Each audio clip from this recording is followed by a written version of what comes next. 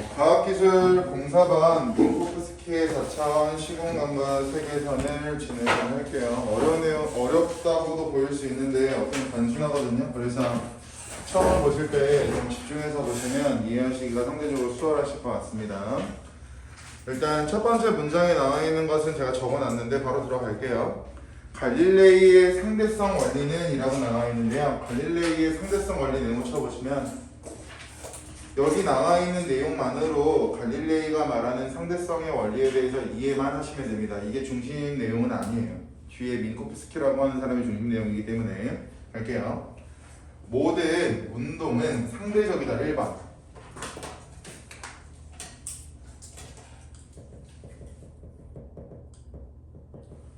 상대적이라고 하는 성격을 가지고 있기 때문에 2번.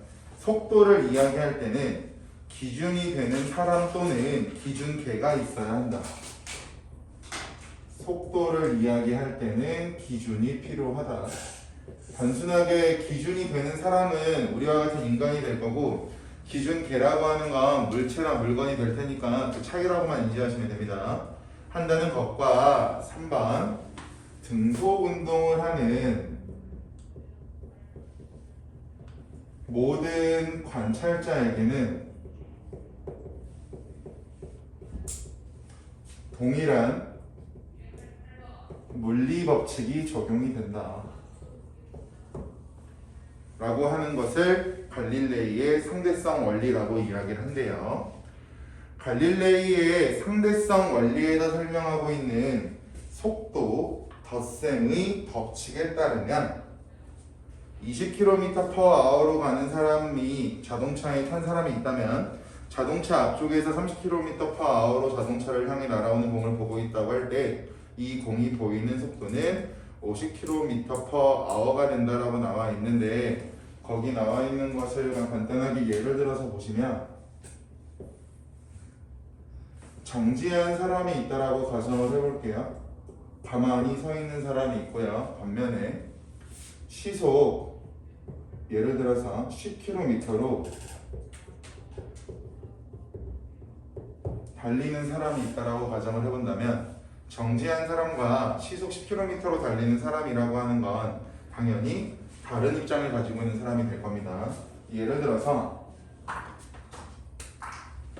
A라고 하는 것은 여러분들이 눈으로 보시는 것처럼 왼편에서 오른편으로 시속 50km로 달리고 있다라고 가정을 하고, 반대로 B라고 하는 것은 오른쪽에서 왼쪽으로 시속 50km를 달리고 있다라고 가정을 한번 해볼게요. 됐어요? 그럼 가정을 했을 때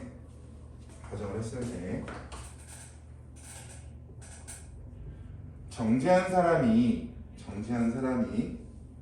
A를 볼 때와 정지한 사람이 B를 볼 때, 시속 10km로 달리는 사람이 A를 볼 때와 B를 볼 때 각각 다른 속도로 A와 B가 감지가 된다라고 말하는 부분인데, 예를 들어서 정지한 사람의 입장에서 A처럼 온다라고 한다면 오른쪽 방향으로 50km의 시속으로 가고 있다라고 설명을 할 겁니다. 나는 가만히 있고 앞에 지나가는 어떠한 물체가 시속 50km를 유지하고 있으니까 시속 50km로 가네 라고만 인지할 거야.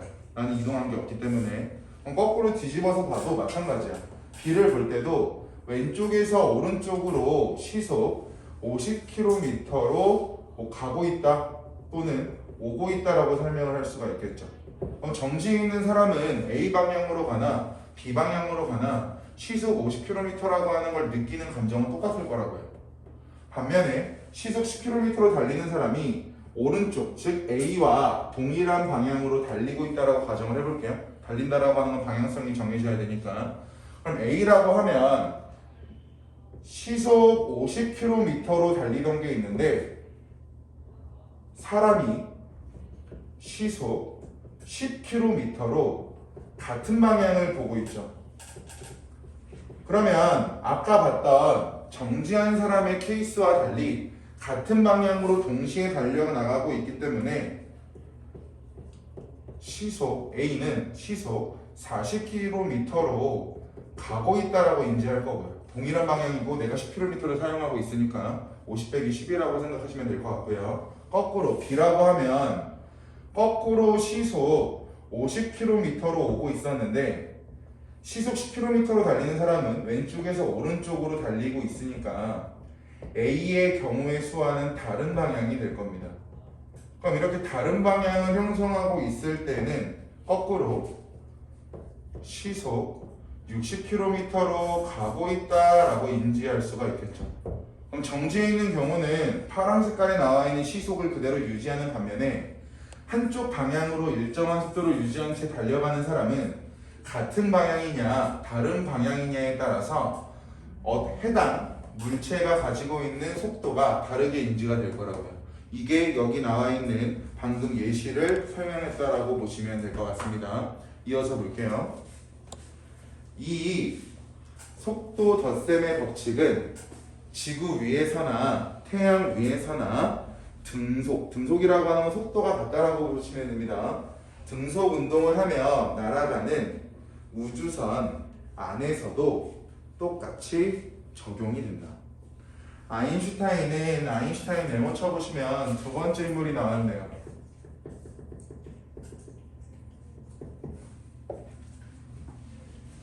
아인슈타인이라고 하는 사람은 갈릴레이의 상대성 원리에 입각해서 볼 때 정지한 사람이 보는 빛의 속도와 움직이는 사람이 보는 빛의 속도는 달라야 하는데 보세요. 아까 예시로 들어드린 거 보시면 정지한 사람과 달리고 있는 사람의 빛의 속도가 여기는 50, 어떤 경우에는 40, 어떤 경우에 60이죠. 이렇게 볼 수 있었던 이유가 갈릴레이는 모든 운동이 상대적이라고 하는 기준을 세워놨기 때문에 갈릴레이가 주장한 거는 각각 상황에 따라서 다른 값을 갖는다고요. 하지만 아인슈타인은 뭐라고 주장을 하냐면 빛의 속도는 항상 일정하다. 그럼 빛의 속도가 항상 일정하다라고 하는 건 결국 고정불변이라고 보시면 되겠죠. 변하지 않는다. 것에서 모순, 즉 잘못된 점을 발견하였답니다. 그리고 이러한 모순에 대한 고민을 해결하는 과정을 통해서 여기 네모 특수상대성 이론.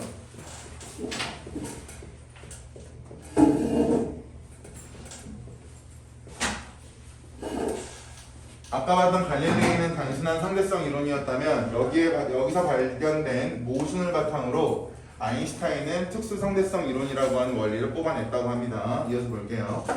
아인슈타인에 따르면 정지해 있는 관찰자가 보았을 때, 그러면 왼쪽에 나와 있는 예시를 동일하게 가지고 와 볼게요. 똑같이 A 방향으로 달려가는 시속 50km짜리 물체가 있고 반대 방향으로 달려가는 B라고 하는 물체의 시속이 50km라고 똑같이 가정을 해볼게요. 그럼 이러한 케이스에 정지한 사람이 있을 거고요. 아까 왼쪽에 봤던 예시랑 동일하게 시속 10km로 달리는 사람이 있을 거예요. 이 두 가지를 비교하려면 조건을 동일하게 맞춰놓는 게 좋을 테니까 A를 바라보는 경우, B를 바라보는 경우, A를 바라보는 경우, B를 바라보는 경우가 있겠죠. 이어서 볼게요. 정지해 있는 관찰자가 보았을 때 등속 운동을 하는 관찰자가 있는 시공간에서의 시간은 느리게 간다. 이처럼 특수상대성 이론에서 시간은 절대적인 것이 아니라 밑줄 상대적인 개념. 이게 무슨 말이냐면 단순하게 적용하시면 돼요. 아인슈타인의 입장에서는 빛의 속도는 항상 일정한 고정불변한 것이다 라고 했고요. 갈릴레이 같은 경우에는 지금 여러분들이 보고 있는 이 속도라고 하는 것을 상대적이다 라고 설명하고 있어요. 그러면 상대적인 것과 고정불변한다, 항상 일정하다라고 하는 건 대립되는 단어가 될 테니까 아인슈타인은 어떻게 해석하고 있냐면 정지한 사람이 A를 바라보는 것과 정지한 사람이 B를 바라보는 것, 또는 시속 10km로 달리는 사람이 A를 바라보는 경우와 B를 바라보는 경우에는 모두 빛의 속도라고 하는 것 자체는 고정불면되기 때문에 이 네 가지 케이스는 모두 동일하다라고 봤던 게 아인슈타인이라고 보시면 됩니다. 갈릴레이 같은 경우에는 케이스별로 시속이 다르다고 설명했고, 아인슈타인 같은 경우에는 빛의 속도는 항상 일정해서 고정불변이기 때문에 어떠한 케이스를 놓고 봐도 모든 속도나 모든 상황은 동일하다. 또 동일한 예시를 갖다가 비교해 드렸으니까 나란히 놓고 보시면 좋을 것 같습니다. 당시 이러한 아인슈타인의 주장은 사람들의 관심을 거의 끌지 못했었는데, 민코프스키 네모 쳐보시면 세 번째 물이죠.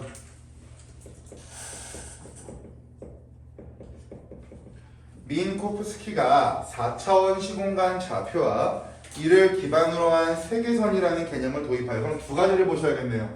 4차원 시공간 좌표라고 하는 걸 보셔야 되고, 두 번째 세계선이라고 하는 걸 주장했다니까 민코프스키와 관련해서 두 가지 요소를 봐야 될 거야. 세계선의 개념을 도입하여 아인슈타인의 특수 상대성 이론을 뒷받침하였다니까 민코프스키의 이론은 아인슈타인의 이론을 뒷받침하는 역할을 한다라고 글의 구조를 살펴볼 수 있을 거고, 앞에 나와 있는 갈릴레이의 이론과 아인슈타인의 이론은 서로 모순된다라고 볼 수가 있겠죠. 뒷받침하는 관계가 아니라. 그래서 전체적인 학자가 3명 나왔는데 학자별로 내용도 알고 계셔야 되고 연관성도 알고 계셔야 되니까 확인해 보시면 되겠죠. 실기 하자마자 전에 어메이징. 갈게요. 민코프스키는 우리가 사는 세상이 밑줄 공간과 시간이 합쳐진 4차원의 세계 라는 인식을 바탕으로 어떤 걸 만들었냐면 4차원 시공간 좌표라고 말하는 x, y, g, t라고 하는 것을 만들어냈대요. 이렇게 민코프스키는 얘를 어떻게 만들었냐면 3차원 공간 좌표라고 기존에 있었던 x, y, g라고 하는 세 가지에 무엇을 추가했냐면 시간을 나타내는 t라고 하는 요소를 추가해서 x, y, g, t라고 하는 4차원 시공간 좌표를 만들었답니다. 기존에 있던 3차원 공간 좌표에서 시간을 추가했다. 그러면 3차원일 때는 공간만 나타냈다가 여기다가 시간이라고 하는 걸 추가했기 때문에 시공간 좌표라고 하는 명칭이 형성이 됐을 거고요. 왜 시공간 좌표라고 하는지 연관성을 보고 계셔야 됩니다. 여기 나와 있는 t가 결국에는 시간을 나타내는 요소이기 때문에 단순 공간 좌표라고 말하지 않고 시공간 좌표라고 설명을 한다. 이어서 보겠습니다. t를 추가하여 4차원 시공간 좌표를 고안했다. 이 좌표는 어떤 공간에서 어떤 공간 바로 쳐보시면 지금부터 잘 봐야 돼요. 어떤 공간이라고 하는 건 결국 거리가 될 겁니다. 또는 뭐 위치라고도 할 수 있을 거고요. 계산하는 공식 하나 보고 내려가야 돼서 잘 보셔야 됩니다. 어떤 공간에서 어떤 시간에 어떤 시간이라고 하는 건 거기 나와 있는 것처럼 t라고 하는 기호로 나와 있는 부분이 될 거고, 일어난 사건이라는 물리적인 의미. 그럼 이 두 가지는 연관성을 가지고 있을 거고, 어떤 공간에서 어떤 시간에 일어난 물리적인 의미라고 하는 것을 가지고 있는 게 4차원 시공간 좌표가 된다. 까지 되셨어요? 여기서 아래 나오는 내용이지만 먼저 보고 들어가시면, 우리 일반적으로 시간이라고 하는 것을 거리나 위치라고 하는 녀석이랑 같이 연결지어서 보려면 여기 나와 있는 시간이라고 하는 단위를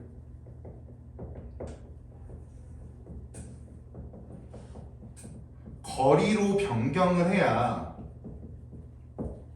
계산을 할 때 모든 x, y, g, t라고 하는 단위가 거리로 돼서 계산하는 데 문제가 없겠죠. 그래서 이거 공부하실 때 어떤 것도 갖고 오셔야 되냐면, 여기 나와 있지 않지만 중학교 때 한 번쯤은 배우셨을 겁니다.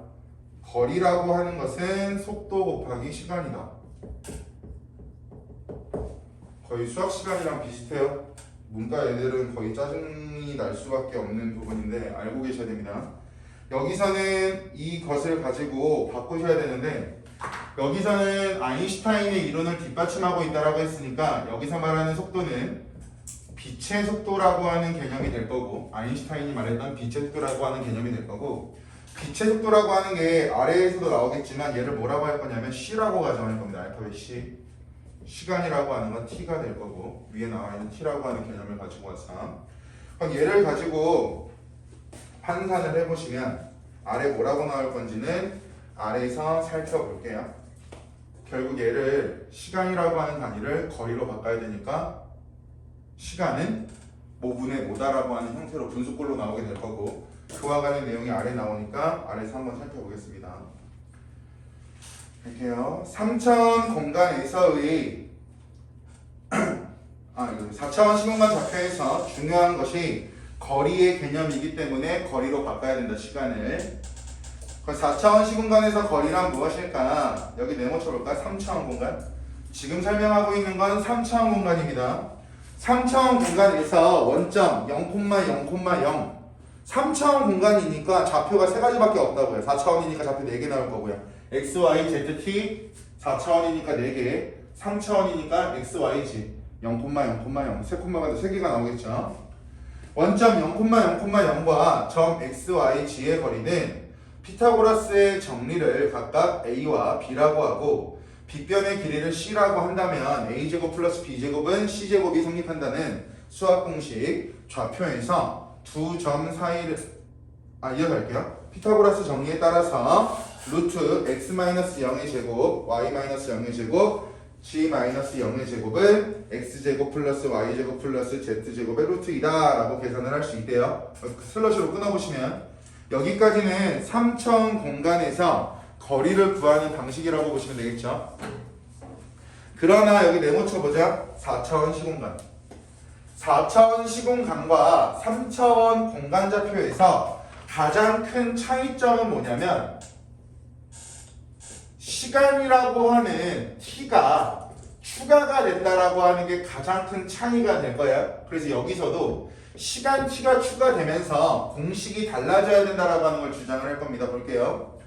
4차원 시공간에서 0,0,0과 x, y, g, t의 거리는 x제곱 플러스 y제곱 플러스 g제곱 플러스 t제곱으로 표현을 할 수가 없대요. 아래 가로 여시고 이유 시간을 거리 단위로 환산하지 않아서 거리를 구하기 위한 것은 거리와 관련된 요소들만 들어가 있어야 되는데 거리와 관련된 것에 시간이라고 하는 요소가 들어가 있다 보니까 민코프스키는 이 시간을 나타내는 t라고 하는 것을 바꾸려고 생각을 했대요. 4차원 시공간에서 여기 나와요. 거리를 구하기 위해서는 밑줄 거리의 단위와 시간의 단위가 다르기 때문에 단위를 통일하는 것이 필요. 일단 단위를 일치시킨다. 시간 t에다가 빛의 속도 c를 곱한 뒤 여기 가로 쳐볼까요? 시간 t에 빛의 속도 c를 곱한 뒤. 그 이유는요 이것 때문에 그래요. 거리는 속도 곱하기 시간이라고 중학교 때나 초등학교 때 한 번씩 배우셨을 거거든요. 이것 때문에 거리를 구하는 기본 공식 때문에 거기 나와 있는 것처럼 시간에다가 빛의 속도를 곱한다라고 명시되어 있다라고만 인지하시면 될 것 같습니다. 시간 t에 빛의 속도 c를 곱한 다음에 제곱하면 마이너스 1이 되는 허수 i를 곱하면 된다. 여기 가로치고 별을 5개 박았는데 중요한 부분입니다. 시간 t에 빛의 속도 c를 곱한 다음에 제곱하면 마이너스 1이 되는 허수 i를 곱하면 된다. 즉 기호로만 공식을 만들면 이거죠. c 곱하기 t 곱하기 허수를 하면 끝난다. 얘가 시간을 거리 단위로 바꾸는 방법이 되겠죠. 단순하게 본다면. 즉 여기 나오죠. x제곱 플러스 y제곱 플러스 g제곱 cti 제곱 루트는 x제곱 플러스 y제곱 플러스 g제곱 마이너스 ct 마이너스 동그라미 쳐볼까요? 그 마이너스가 왜 들어갔냐면 아까 우리 위에서 봤을 때 여기서 말하는 허수 i라고 하는 것은 제곱하면 마이너스 1이 된다라고 했잖아요. 그래서 거기 CTI를 곱했을 때는 플러스 기호를 가지고 있지만 i라고 하는 건 결국 1이라고 하는 숫자니까 지워도 되겠죠. 그 과정에서 부호를 마이너스로 바꾸지 못하면 거리를 구하는 계산이 다 틀려버려요. 그래서 제곱하면 마이너스 1이 되는 허수라고 했을 때 CTI는 플러스가 그대로 있어도 상관없지만 i라고 하는 걸 곱했다고 가정했을 때는 앞에 나와 있는 부호를 마이너스 바꿔야 된다. 공식 잘 보세요. 플러스 마이너스. 이어서 가겠습니다. 이 되고 이 값이 바로 4차원 시공간에서 0,0,0,0과 XYGT의 거리가 된다. 즉 여기 중심 문장입니다. 중심 문장. 3차원 공간상에서 두 점 0,0,0과 XYG 사이의 거리와 빛이 시간 t 동안 가는 거리가 같다면, 잘 보세요. 이게 무슨 말이냐면 3차원 0,0,0과 XYG 사이의 거리는 공식처럼 만들면 이 얘기가 될 거야. X제곱, Y제곱, G제곱. 위에 나와 있는 공식이 이거였죠. 0,0,0에서부터 XYG 사이의 거리가 이 공식으로 환산이 될 수 있을 겁니다. 얘가 뭐랑 같다면이라고 나오냐면 빛이 C죠. 시간 t 동안 가는 거리와 동일하다라고 나와 있는데 빛이 시간 t 동안 가는 거리라고 하면 얘를 공식으로 바꿨을 때 우리 위에서 봤죠? c 곱하기 t 곱하기 i를 해서 시간을 거리 단위로 바꿔야 된다라고. 얘를 단순하게 거리로 공식으로 바꿔보면 ct가 되겠죠. 빛이 시간 동안 가는 거리라고 했으니까 거리라고 하는 것은 앞에서 봤던 것처럼 속도 곱하기 시간이 될 거고 ct라고 하는 게 거리가 된다라고 하는 건 여기 나와 있는 공식을 적용시키면 특이사항은 없으실 겁니다. 이어서 할게요. 같다면 결론 내립니다. 4차원 시공간에서의 거리는 0이 된다. 어차피 3차원에서 말하는 공간의 값과 CT라고 하는 것이 앞에 허수를 곱하면 마이너스라고 하는 성질을 가질 거 아니에요? 허수가 마이너스 1이라고 했잖아. 예를 들어서 얘가 10이에요. 얘가 10이야. 이 숫자가 같다라고 했으니까 CT라고 하는 것도 10이 되겠죠. 10, 10이라고 숫자가 같은 상황인데 여기다가 어차피 최종적으로 허수 마이너스 1을 곱하면 앞에 플러스가 되지 않고 마이너스가 될 거라고. 그럼 결국 얘는 10 빼기 10의 형태가 될 테니까 0이라고 하는 값을 가질 거고 0이라는 값을 가지기 때문에 4차원 시공간에서의 거리는 0이 된다라고 설명할 수가 있대요. 결국 여기서 마이너스가 된다라고 하는 건 위에서 봤던 이 허수라고 하는 부분을 아래다가 적용해서 거리가 같다라고 가정했을 때 0이 되는 이 과정을 한 번은 눈으로 보셔야 여기가 무슨 말인지 이해가 되실 겁니다. 이어가겠습니다. 빛의 속도로 라고 나오는데 빛의 앞에 가로 열어보시면 지금부터 한 가지 예시가 나올 거예요. 앞에다가 예시라고 적어놓으시면 빛의 속도로 30분 거리에 있는 행성의 표면에서 폭발 사건이 일어났다고 가정해보자. 가로 닫아보시면 특정한 상황을 가정하고 있는 예시가 되겠죠. 앞에서 봤던 이 거리 개념을 여기다가 적용해서 보여줄 거야. 왜 3차원 공간의 거리와 빛이 시간 t 동안 가는 거리가 동일했을 때 4차원 시공간에서의 거리가 0이 되는지를 예시를 통해서 보여줄 겁니다. 이 예시가 갑자기 나온 이유가 뭔지 설명드린 거예요. 이어서 가겠습니다. 지구에서 망원경으로 사건을 관측한 것이 오전 11시 30분이었다는 그림 한번 그려볼게요. 지구가 이렇게 있어요. 지구가 이렇게 있을 거고 행성이 이렇게 있을 겁니다. 행성에서 폭발이 일어났다라고 하니까 거기 나와 있는 것처럼 관측한 것이 11시 30분이라고 나오죠. 그러면 지구를 4차원 시공간 좌표처럼 형성을 하면 원점이라고 가정을 했을 때 관측자가 있는 부분이 지구니까 지구비 원점이 될 거고 그 다음에 나오는 게 11시 30분이 될 겁니다. 시간의 개념을 일단 집어넣어야 되니까. 그럼 행성에서 폭발이 일어난 건 x, y, g, 11시가 될 거고요. 30분의 차이가 있다라고 하니까 30분 거리에 있다라고 하니까 시간을 의미하는 t라고 하는 숫자는 당연히 차이가 있을 수밖에 없겠죠. 이어서 보겠습니다.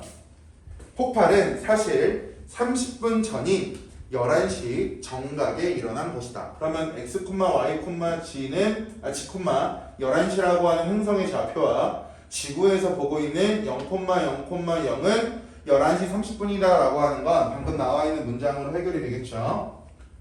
3차원 공간상에서 지구의 좌표가 원점이고요. 원점이라고 했으니까 0,0,0이라고 놨겠죠. 원점은 0이라고 했을 테니까 행성의 3차원 공간상에서 좌표가 XYG라면 XYG라고 나와 있으니까 행성 좌표를 XYG라고 설정했을 거고요. 지구에서 관측과 행성의 폭발을 4차원 시공간 좌표에 표시한다면 0,0,0은 11시 30분, XYG는 11시가 된다. 우리 방금 봤던 게 한 번 더 반복되고 있습니다. 갈게요. 이 두 사건이 4차원 시공간에서 여기 네모 쳐보세요. 동시사건. 4차원 시공간에서 동시사건이라고 하는 건 같은 말, 동일한 시간대에 발생한 사건이다라고 해석하시면 되고요. 동시사건이라고 하는 결국 하나의 사건이라고 해석할 수 있겠죠. 근데 지금은 가정하고 있는 거니까 여기에 의문점을 품을 필요는 없습니다. 지금 이 케이스를 설명할 때 동시사건이라고 가정하고 있는 거지 무조건 이런 케이스는 동시사건이라고 보고 있는 문장이 아니니까 동시사건 같은 말, 동일한 시간대에 발생했다 같은 말, 하나의 사건이라고 하는 것을 같은 뜻이라고 알고 계시면 뒤에 걸 보시면 좀 더 쉬울 것 같아요. 갈게요. 동시사건일 때 0,0,0은 11시 30분과 XYG 간의 거리는 몇 줄? 거리는 0이다.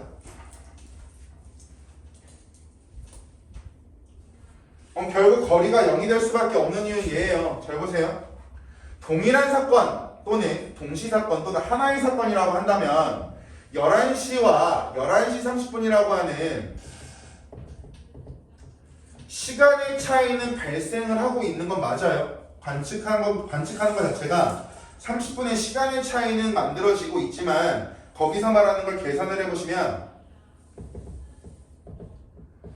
3차원 공간좌표에 나와 있는 공식을 그대로 한 번 더 적용을 해볼게요. x제곱, y제곱, g제곱이라고 하는 게 3차원에서 공간상 거리를 구하는 좌표였고요. 그리고 뒤에 나와 있는 게 빛이 시간 t 동안 가는 거리라고 했죠. 거리와 동일하다라고 가정했었죠. 그럼 여기서 동일한 시간, 동시사건이라고 한다면 여기서 빛이 시간 t 동안 가는 거리라고 하는 건 위에서 봤던 것처럼 예를 들어서 3차원 공간좌표의 값이 10이라고 가정했을 때 얘도 결국 동일한 시간대에 발생한 거기 때문에 10이라고 가정을 할 수가 있고 여기다가 CT라고 하는 계산 공식에다가 허수 마이너스 1을 곱해서 결국 이 두 가지는 빼는 값이 될 테니까 거리는 결국 0이 나온다고요.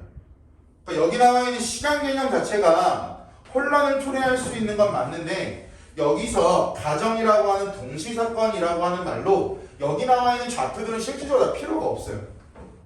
동시사건이라고 말하면 동일한 시간대라고 하니까 관측이라고 하는 부분에 있어서 시간 차이는 존재하지만 공간상의 거리를 구하는 문제에서는 관측했던 시간은 필요 없고 동시사건이라고 하는 부분에만 포인트를 주면 되기 때문에 위에서 봤던 3차원 공간의 거리의 값과 CT라고 하는 값을 구해서 허수를 곱해서 만드는 이 거리를 구하는 공식 자체는 동일하게 적용이 된다.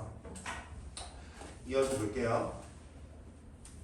이는 3차원 공간상에서 지구와 행성 사이의 거리와 빛이 30분 동안 가는 거리가 동일하다. 민코프스키는 4차원 시공간 좌표 개념을 바탕으로 네모 세계선. 민코프스키가 두 가지 주장한다라고 했으니까 세계선이라고 하는 개념을 도입하였다. 세계선이란 네모 쳐보시면 세계선이라고 하는 것은 밑줄 4차원 시공간에서의 운동궤도. 4차원 시공간을 설명하기 위해서 세계선이라고 하는 개념도 도입하고 있다라고 보시면 되고요. 이어서 볼게요. 세계선을 나타내는 그래프에서도 시간축이 공간축과 마찬가지로 밑줄 길이 단위를 갖도록 빛의 속도를 곱해서 단위를 맞출 수 있다. 아래 그림 잠깐 보실까요? 그림 보시면 X축은 X라고 나와 있고요. Y축은 CT라고 나와 있습니다. 그럼 일단 X축에 나와 있는 이 X라고 하는 값은요, 아까 봤던 좌표들 놓고 보시면 3차원 좌표가 될 거고요. 기본적으로 가지고 있던 3차원상 말하는 거리 X. 반면에 Y축에 있는 CT라고 하는 값은 시간 개념을 거리로 환산한 값이 CT가 되겠죠. 이 CT 여기서 봤던 거예요. 빛이 시간 t 동안 가는 거리 CT. 이 빛이 시간 t 동안 가는 거리를 y축으로 설정하고 있다라고 인지하시면 됩니다. 같은 용어예요. 다른 용어가 아니라. 그래서 거기 나와 있는 시간축이 공간축과 마찬가지로 길이 단위를 갖도록 시간의 빛의 속도를 곱해서 단위를 맞출 수 있다라고 하는 건 x축과 y축에서 y축에 나와 있는 ct, 즉 빛이 얼마나 진행되었는가, 진행거리를 나타내는 값이 ct라고 보시면 될 거고요. 이어서 보겠습니다. 따라서 그림과 같이 여기 나와요. 세계선을 나타내는 그래프는 세로축은 빛의 속도라고 말하는 c에다가 시간을 곱한 축이 되면 얘를 ct라고 표시를 한다. 반면에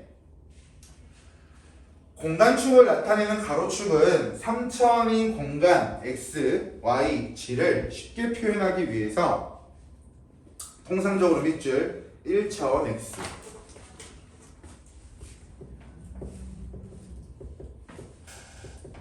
무슨 말이냐면 3차원 거리를 나타낼 때 x, y, g로 나타낸다라고 했습니다. 그럼 만약 얘를 가지고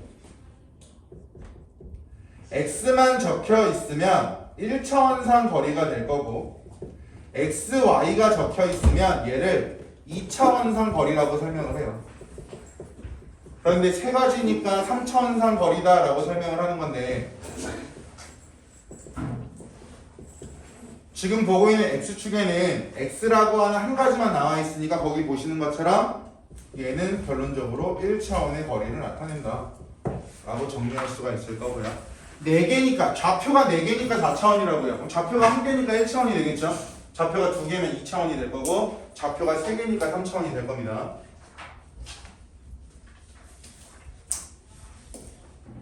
이어서 보겠습니다. 그림에서 빛의 세계선은 이라고 나오는데 그래프 잠깐 먼저 그려볼게요.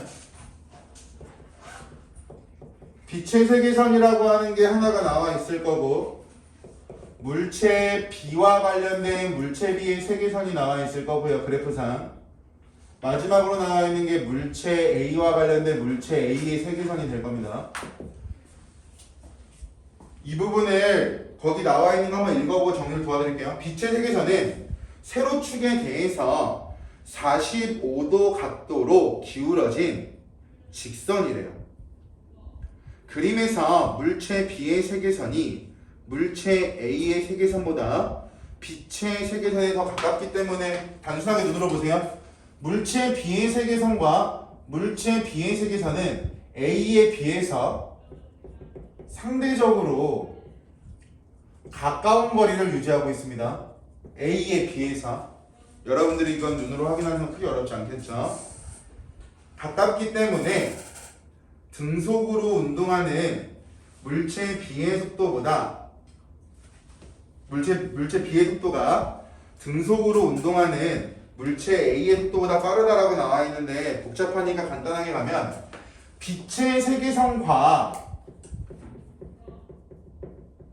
가깝다라고 가정을 하면 이 그래프를 볼 때 가장 간단하게 보는 방법 중에 하나는 빛의 세계선과 가까울수록 물체의 속도가 빠르다라고 해석을 해요. 이 그래프를 볼 때 기본 전제는 빛의 세계선과 가까우면 가까울수록 물체의 속도는 빠르다라고 해석을 합니다. 그럼 이게 기본 공식이니까 단순하게 보면 물체의 속도는 A와 B 중에서 B가 더 빠르다라고 할 수 있을 거고요. B가 더 빠른 이유는 빛의 세계선에 가깝기 때문에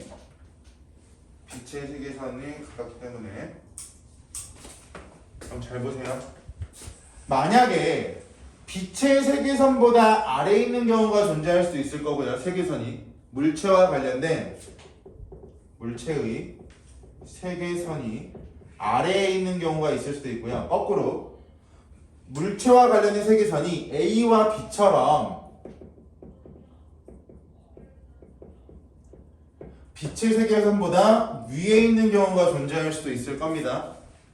그래프라고 하는 게 지금 우리 교재에는 빛의 세계선보다 위에 있는 경우가 나와 있고 오히려 빛의 세계선보다 아래에 있는 경우가 있을 수 있는데 가까운 거리를 따지고 있는 게 아니라 만약 물체의 세계선이 빛의 세계선보다 아래에 있으면 빛의 속도보다 빠름을 나타내고요. 반면에 빛의 세계선보다 위쪽에 있는 세계선들은 빛의 속도보다 느리다라고 하는 걸 표현한다라고 보시면 되고요. 그래프에 대한 설명하고 있는 겁니다. 교재 안 나와요.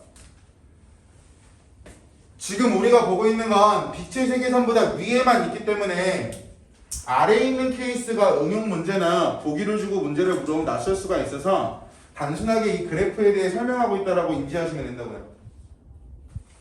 일반적으로 빛의 속도보다 빠르다라고 하는 건 실제로 존재하지 않겠죠. 빛의 속도를 능가하는 속도는 없을 테니까. 그렇기 때문에 이 그래프가 나올 때는 항상 빛의 세계선보다 물체의 세계선들은 위쪽에 위치할 거고요.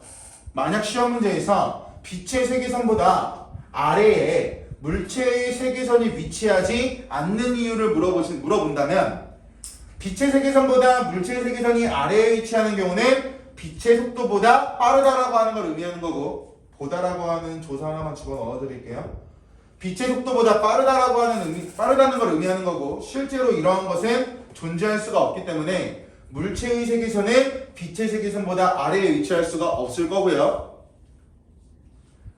빛의 속도보다 느린 물체라고 하는 건 당연히 지구상에 굉장히 많이 존재할 테니까 빛의 세계선보다 위쪽에 위치하겠죠. 그런데 만약 거리가 세계선이 지금 여러분들이 보고 계신 빛의 세계선과 일치하는 경우도 있을 겁니다. 세계선이 일치하는 경우, 세계선이 빛의 세계선보다 위에 있는 경우, 빛의 세계선보다 아래에 있는 경우 세 가지 케이스 보고 있습니다. 만약 세계선이 빛의 세계선과 일치한다면 얘는 4차원상 거리가 0이다라고 해석을 한다라고 보시면 되고요. 4차원상 거리가 0이다라고 하는 것은 예를 들어서 아까 봤던 지구에서 바라보는 행성의 폭발을 세계선으로 나타냈을 경우에 몇 번 그래프가 되냐라고 문제를 물어본다면 빛의 세계선과 일치하는 이 부분을 정답으로 고르시면 됩니다. 일치하면 4차원상 거리가 0이 된다. 0이 된다. 이어서 볼게요. 그래프에 대해서 장충고도 중간고사 때 이 작품이 나오진 않았지만 학교에서 설명할 때 그래프와 관련해 단순하게 그래프만 설명하는 게 아니라 세계선이라고 하는 걸 기점으로 빛의 세계선이라고 하는 기점으로 위, 아래 일치하는 세 가지 케이스 설명하고 빛의 세계선에 가까운 물체 B와 빛의 세계선에 상대적으로 거리가 있는 물체 A의 속도를 비교하는 걸 학교에서 강조했다라고 해서 그래프랑 관련된 걸 설명 추가로 도와드렸다고 보시면 될 것 같습니다. 마지막 문단 할게요. 민코프스키가 시공간 좌표와 이를 기반으로 구하는 세계선의 개념은 밑줄 시간과 공간을 독립적으로 이해한 기존의 과학적 논의를 벗어났다는 점에서 가치를 인정. 이게 바로 의가 되겠죠. 민코프스키 연구의 의. 가치를 인정받았으며 아인슈타인이 일반 상대성 이론을 정립하게 하는 계기가 되기도 하였다. 또한 민코프스키의 4차원 시공간 좌표는 1번 우리가 사는 3차원 공간과 시간을 합쳐 이해해 2번 4차원 시공간에서 사건과 동시성을 파악할 수 있도록 하였다. 무엇이 동그라미 앞에 4차원 시공간 좌표. 그러니까 지금 보고 있는 마지막 문단의 특징은 뭐냐면 민코프스키가 시공간 좌표와 이를 기반으로 구하는 세계선의 개념, 즉 세계선이 가지고 있는 의가 나왔고 마지막에 봤던 1번, 2번 넘버링한 건 시공간 좌표의 의입니다. 그래서 서술형 문제 나왔을 때 세계선의 의의를 쓰라고 하는 문제인지 4차원 시공간 좌표의 의의를 쓰라고 하는 문제인지에 따라서 적힐 수 있는 의가 달라질 수가 있으니까 정확히 어떤 부분에 대한 의의인지는 여러분들이 다시 한번 꼼꼼하게 보시면 될 것 같습니다. 이게 계산 공식처럼 나오는데 실질적으로 계산이 나올지 안 나올지는 학교별로 좀 다를 것 같은데요. 여기서 만약에 한 가지 주의할 것만 말씀을 드리면 3차원 시공간 좌표 구하는 것만 그냥 잠깐만 적을게요. 여러분들이 주의해야 될 부분 중에 하나가 뭐냐면 만약 3차원 시공간 좌표에서 예죠. 어차피 0이라고 하는 숫자는 없는 거니까 0이라고 하는 숫자를 제외하고 간단히 적으면 이렇게 적을 수가 있을 텐데 이 좌표에서 우리가 알고 있어야 되는 건 좌표가 일단 두 개 나와야 돼요. 좌표와 좌표 간의 거리를 구하는 거니까. 만약 학교 보기나 학교에서 계산하는 문제를 냈다라고 가정했을 때 x, y, g라고 하는 건 어차피 미지수 값이니까 크게 특이사항은 없을 겁니다. 근데 우리 교재에는 0,0,0이라고 나왔기 때문에 간단하게 이렇게 나오는 거고요. 간단하게. 만약 학교에서 0,0,0이 아니라 1,1,1을 주면 3차원 공간 좌표에서 거리를 구하는 공식은 x-1의 제곱이라고 바뀌어야 돼요. 원점이 0,0,0이니까 간단히 떨어지는 거고 원점을 0,0,0으로 주지 않고 1,1,1로 준다면 당연히 여기 나와 있는 숫자는 다 1로 바뀌어야 될 거 아니야. 그래서 거리를 구하는 공식에서 거리를 구하는 문제가 나온다고 가정했을 때 함정에 빠지기 좋은 거. 그러니까 대표적으로 사회문화에서 지리적 측정 모형 하셨을 때 수송비가 한 개 단위에서 1대1의 비율이니까 우리가 금방금방 했다면 우리가 풀었던 문제에서는 하나의 재화를 수송하는 데 있어서 한 단위 이상의 수송비가 발생한다라고 하면 우리가 x값 설정해놓고 수송비를 일단 구했잖아요. 그것처럼 원점을 0,0,0이 아니라 다른 숫자로 바꿨을 때도 여러분들이 주의해야 되니까 여기까지 알고 계시면 될 것 같습니다. 여기까지 과학기술 공 4번이었습니다.